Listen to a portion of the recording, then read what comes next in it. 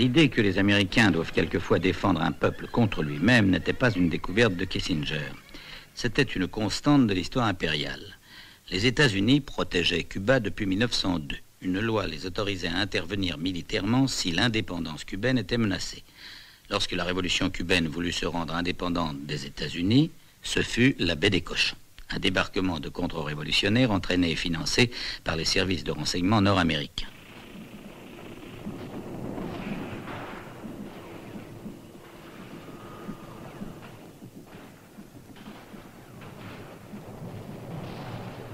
L'analyse des stratèges de la CIA était que le peuple cubain se soulèverait à l'appel des envahisseurs.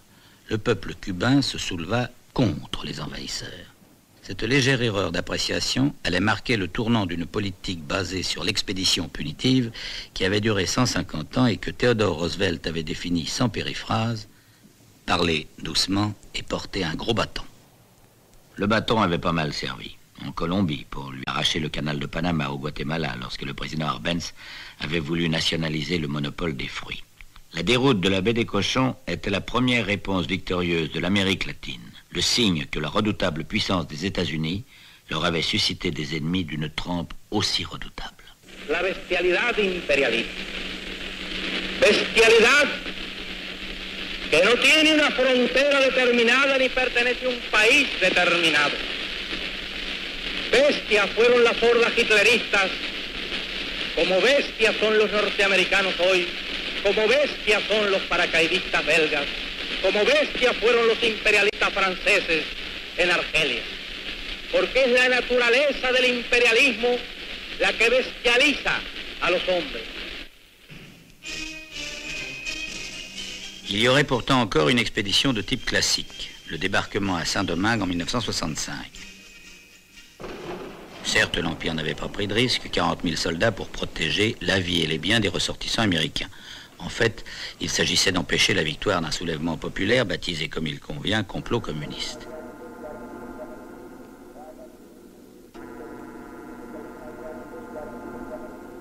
Mais si, pour l'essentiel, l'opération réalisait ses objectifs, les contre-coups politiques en Amérique latine et dans le monde étaient tels que le gouvernement des États-Unis remisait l'intervention militaire dans le tiroir des dernières extrémités. La situation de la planète demandait une nouvelle stratégie. Et le cœur de cette planète, du point de vue de la lutte contre l'impérialisme, c'était le Vietnam. Le Pentagone y avait touché durement les limites de l'expédition punitive.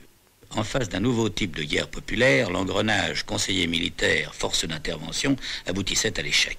Ces guerres, de même que les guérillas et les mouvements de libération nationale, posaient une énigme aux stratèges de l'Empire qui avaient fait du communisme un fétiche et de la politique un sous-produit de la force armée.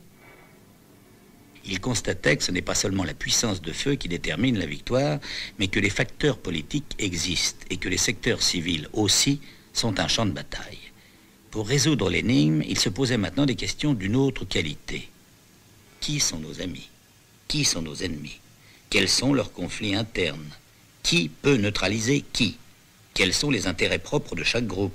Qui sont les leaders ouvriers et paysans? Peut-on les soustraire à l'influence communiste? Quelle place occupe l'armée? Quelle est sa composition sociale? Bref, le Pentagone découvrait que la société se divise en classes et il entreprenait d'en faire pour la première fois l'analyse. Le centurion casqué cessait d'être l'instrument privilégié du maintien de l'Empire. L'anthropologue et le sociologue allaient lui succéder.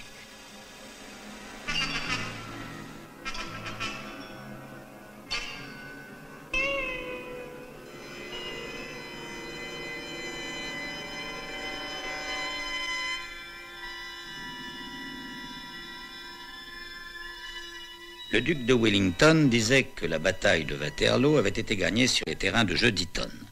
L'Empire américain compte gagner les siennes à partir des agréables campus des universités. Il y pratique une incessante pêche au cerveau et quelquefois les institutions elles-mêmes se prêtent à la mise au point des nouveaux types de stratégies.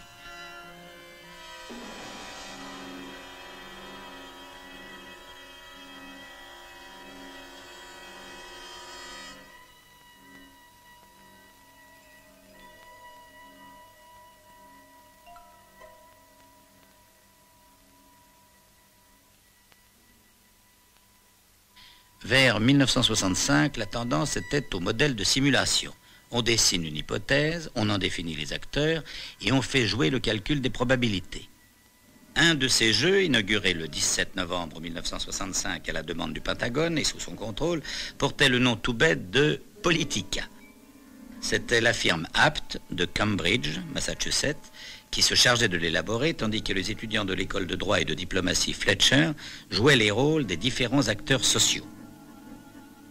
Il s'agissait d'un pays tout à fait imaginaire, baptisé Patria, qui avait pour principale industrie le cuivre, extrait d'une région minière nommée Cupria, lequel était contrôlé par une véritable compagnie américaine, l'Anaconda Copper. Objet du jeu, déterminer comment, dans le cas d'un affrontement de classe, réagiraient les forces en présence.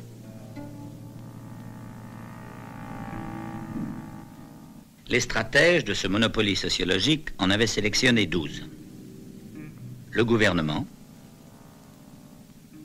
les partis politiques de droite type conservateur, les partis politiques du centre type démocratie chrétienne, les partis politiques de gauche baptisés, hommage du vice à la vertu, Force de libération nationale, l'oligarchie urbaine, l'aristocratie de l'argent, les propriétaires terriens, les classes moyennes, le prolétariat, les étudiants, les capitalistes étrangers, les ambassades capitalistes étrangères et les militaires dont le Pentagone tenait évidemment à connaître toutes les options possibles.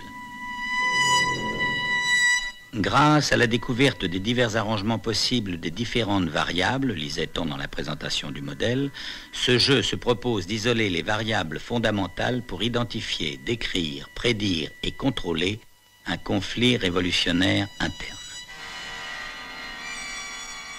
Tout cela peut paraître baroque à des yeux européens. Pourtant, les militaires connaissent le Kriegspiel, le jeu de la guerre. Politica est une version civile du Kriegspiel. Et quand, une fois emmagasinées les hypothèses et les déductions des brillants jeunes gens de l'école Fletcher, toutes les données passent sur ordinateur, ce qui était un brainstorming d'une espèce un peu particulière se traduit en consignes, en manœuvres, en subventions, en menaces, en sabotage, en agression.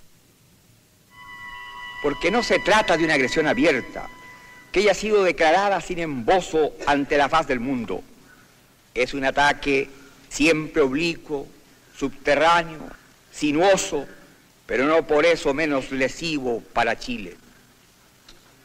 Nos encontramos frente a fuerzas que operan en la penumbra.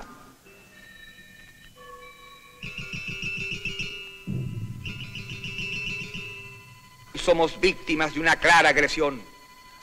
Dos empresas que integran el núcleo central de las grandes compañías transnacionales, que clavaron sus garras en mi país, la International Telegraph and Telephone Company y la Kennecott Copper Corporation, se propusieron manejar nuestra vida política.